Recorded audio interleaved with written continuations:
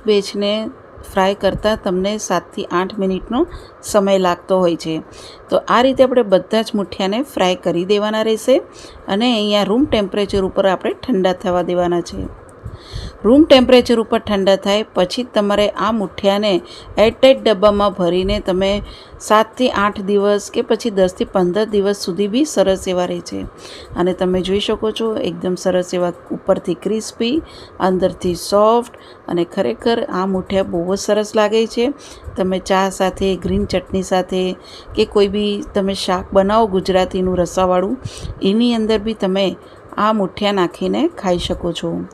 અને જો તમને આ મુઠિયાની રેસીપી ગમે હોય તો મને કોમેન્ટ્સ બોક્સમાં જણાવજો, એક લાઈક જરૂરથી કરજો। અને તમને જો મારી રેસીપી ગમે તો મારી ચેનલને સબસ્ક્રાઇબ કરજો, બેલ આઇકન પર ક્લિક કરજો અને મારી ચેનલને શેર કરજો।